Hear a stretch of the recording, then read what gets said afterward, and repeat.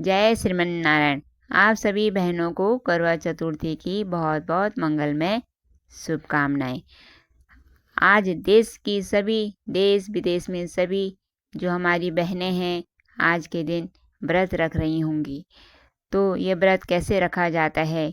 तो प्रातःकाल स्नान आदि करके साफ सुथरे धुले वस्त्र पहनने चाहिए। अपना पूरा श्रृंगार का जो हमारा सामान है आज के दिन ज़रूर पहनना चाहिए। चूड़ी, बिंदी, सिंदूर सब लगाना चाहिए। पायल, बिछुआ सब लगाने चाहिए। और उसके बाद लाल वस्त्र पहने या पीले वस्त्र पहने। इस दिन भूल कर भी काला और नीले इन वस्त्रों का त्याग करना चाहिए। तो इसके बाद कथा सुनते हैं। तो कथा एक प्राचीन कथा है, लेकिन आप सभी शायद पहली बार इस कथा को सुनेंगे। तो ये कथा है एक पतिव्रता नारी की। तो आज के दिन ये कथा सुनने से बहुत मंगल होता है। तो आइए सुनते हैं ये कथा। इस कथा को भगवान नारद जी को सुना रहे हैं। तो कथा इस प्रकार से है। एक प्राचीन नगर था।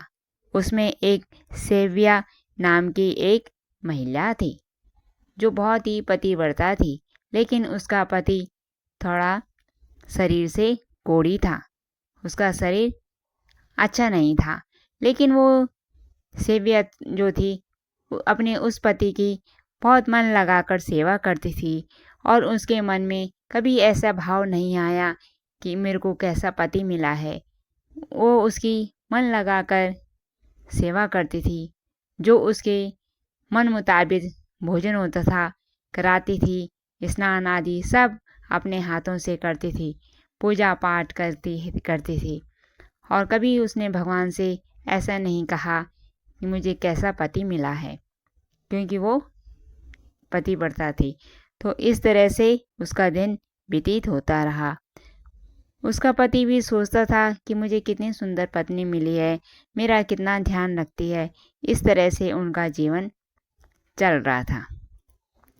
एक दिन उसका पति आंगन में एक चारपाई में लेटा हुआ था।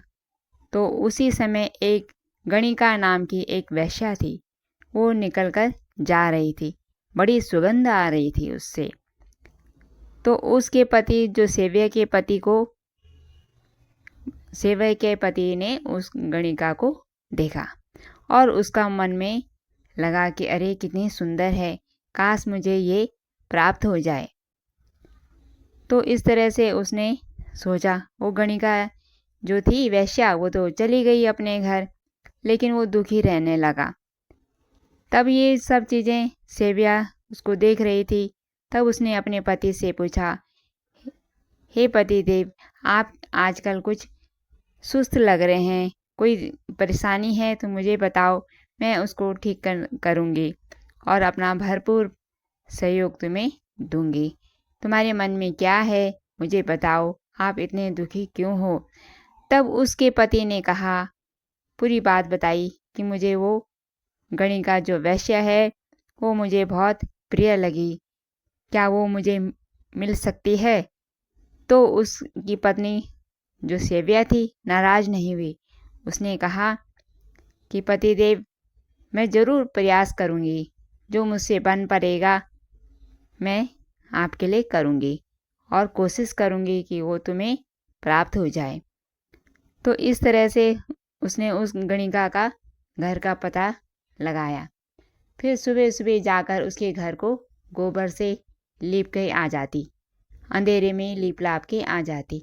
इस तरह से कई दिन व्यतीत होते रहे। वो गणिका के घर को लीपती रही।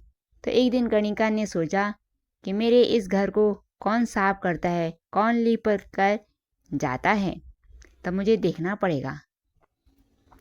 तो उसने एक दिन चुपके से देखा और वो सामने आई उस सेव्या की जो पतिव्रता नारी थी। तो उस वैश्य ने उसके चरण छू लिए। तब बोली, हे दीदी, हे बहन, आप तो बहुत पतिव्रता नारी हो, क्या मुझे पाप लगाओगी? मैं तो बहुत ही बेकार हूँ, मेरा शरीर सब खराब है, अशुद्ध है, तुम मेरे घर को क्यों साफ सफाई करते हो। तुम्हारे मन में क्या है? क्या तुम्हें कोई धन प्राप्त करने की इच्छा है? तो मुझे बताओ, मैं तुम्हें धन दूंगी, सोना चांदी जो मांगो मैं दूंगी। बताओ तो सही, तुम्हारे मन में क्या है? तब उसने पूरी बात उसको बता दी, जो वो वेश्या थी, कि मेरे पति को ऐसी ऐसी कामना है, क्या तुम उसके पास जा सकती हो? तो वो भी कहने लगी कि तुम जैसी पतिव्रता नारी के लिए तो मैं अपना कुछ भी कर सकती हूँ, आपके लिए कुछ भी कर सकती हूँ। तो फिर वो घर आ गई। फिर उसने अपने पति को सारी बात बताई, तो उसका पति खुश हो गया। फिर उसने बोला, मैं तो वहाँ जाऊँगा कैसे, मैं तो चल भी नहीं पाता। तब उसने बोला कि आप चिंता क्यों करते हो, मैं हूँ ना, मैं तुम्हें कंधे में बैठा कर ले जाऊँगी। और फिर इस तरह से वो जो सेव्या थी अपने पति को कंधे में लेके जा रही थी। इधर रास्ते में एक राजा का नगर था। उसके राज्य में चोरी हुई और चोरी करके चोर भाग रहे थे, और रास्ते में मांडव्य ऋषि का आश्रम था। जो चोर भाग रहे थे और रास्ते में मांडव्य ऋषि का आश्रम पड़ा। तो उन चोरों ने अपना जो सामान था उस जो ऋषि थे उनके बगल में छुपा दिया और अपना आप वहाँ से भाग गए, क्योंकि पीछे से राजा के सिपाही आ रहे थे। वो तपस्या में लीन थे, बहुत बड़े तपस्वी थे। तो जो राजा के सिपाही थे उन्होंने उस मांडव्य ऋषि को पकड़ लिया और जो सामान था वो भी उन्होंने प्राप्त कर लिया, और राजा के पास जाकर कहा कि हम सामान भी ले आए और चोर को भी ले आए। तब उन्होंने मतलब उस जो राजा था उसने आज्ञा दी कि इस ब्राह्मण को सूली पर लटका दिया जाए।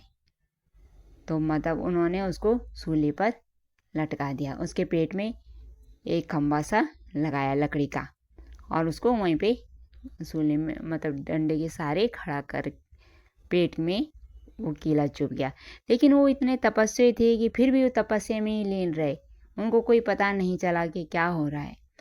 इधर जो सेव्या अपने पति को कंधे में लेके जा रही थी, तो जाते जाते उस जो उसका पति था उसका पैर उस मांडव्य ऋषि के शरीर से टकरा गया, और तब उसको होश आया। वैसे तो उससे पहले तो तपस्या में लीन थे, लेकिन वो कामी पुरुष थे, तो उसका जो स्पर्श था बहुत करंट सा लगा उनको, वो जाग गए। तब उन्होंने उसको श्राप दिया कि इसका पैर मेरे पे लगा है तो मैं इसे श्राप देता हूँ, को जिस कामना के लिए ये जा रहा है वो पूरी नहीं होगी और ये कल का सूरज नहीं देखेगा। तो जो सेव्या थी उसको भी बड़ा क्रोध आया उन ऋषि पर, और उसने कहा कि आप बहुत बड़ी तपस्वी लगते हैं, क्या आपको अहंकार है? लेकिन मैं भी एक पतिव्रता नारी हूँ, मैं भी भगवान सूर्य को आज्ञा देती हूँ कि कल का सूरज प्रकट ही ना हो। मतलब सूरज जब प्रकट ही नहीं होंगे तो मेरे पति भी जीवित रहेंगे। तो इस तरह से फिर वो अपने पति को लेकर घर आ गई। वहाँ नहीं गई, वो जो गणिका वैश्या थी उसके घर नहीं गए, वो घर आ गई अपने। और ऐसे ऐसे करके अगले दिन सूरज ही नहीं प्रकट हुआ, क्योंकि वो इतनी शक्ति होती है पतिव्रता नारी में। सूरज प्रकट नहीं हुआ। ऐसे ऐसे करके कई दिन निकल गए, पूरा 1 महीना निकल गया। सूरज का कहीं अता पता नहीं, अंधेरा हो रखा था। सभी देवताओं में हलचल मच गई, ब्रह्मांड में हलचल मच गई कि ये क्या हुआ, सूर्य भगवान क्यों नहीं प्रकट हो रहे। सूर्य की कोई ताकत नहीं रही कि वो प्रकट हो सकें, क्योंकि उन्होंने उसको सूर्य भगवान को आज्ञा दी कि तुम प्रकट नहीं होगे। तो ये सब देवताओं में भी खलबली मच गई। देवताओं के बस की बात भी नहीं हुई कि सूर्य भगवान को प्रकट किया जाए। तब वो सब, क्योंकि उन्हें पता था कि पतिव्रता नारी की बहुत बड़ी शक्ति होती है, तब वो माता अनुसुईया के पास गए। माता अनुसुईया भी बहुत पतिव्रता नारी है। तब उन्होंने माता अनुसुईया को प्रणाम करा। सभी देवता लोग गए माता अनुसुईया के पास और अपनी समस्या रखी। तब उन्होंने कहा, जो अनुसुईया माता ने कहा कि आप लोग चिंता मत करें, मैं सेव्य के पास जाती हूँ। तब उन्होंने पलक झपते ही, जैसे आंख का पलक झपकती है, उसी क्षण सेव्य के पास चली गई, जबकि वो दूसरे नगर में थी। तो फिर माता ने सेव्या से कहा कि बहन, ये सब क्या है? और जब सेव्या देखती है कि माता आ रखी है तो प्रणाम करती है, बोलती है, माँ मैं तो बहुत धन्य हो गई, आपके आज दर्शन हुए। तब सेव्या अपनी सारी बात बताती है कि उन ऋषि ने श्राप दिया था कि कल का सूरज प्रकट ना हो, तो क्या आप चाहती हैं कि मेरे पति की मृत्यु हो जाए? मैं तो उसको जीवित ही दिखना चाहती हूँ, क्योंकि मैं भी एक पतिव्रता नारी हूँ। तब उन माता ने कहा कि बहन तू चिंता मत कर, मैं भी एक पतिव्रता नारी हूँ, क्योंकि बिना सूर्य के तो संसार बेकार हो जाएगा, क्योंकि जीवन सूर्य से ही मिलता है। तब उसने कहा, मैं भी पतिव्रता हूँ, अगर मेरे में शक्ति है तो मैं तेरे पति को जीवन दान दे सकती हूँ। तो इस तरह से तब सेव्या बोलती है कि ठीक है माँ, जब आपने कहा है तो मैं ऐसा ही करूँगी। और फिर हाथ में गंगा जल लेकर सभी भगवानों से प्रार्थना करी कि अगर मैं पतिव्रता स्त्री हूँ तो सूर्य भगवान पूर्व दिशा में प्रकट हो जाएं। और देखते देखते सूर्य भगवान प्रकट हो गए।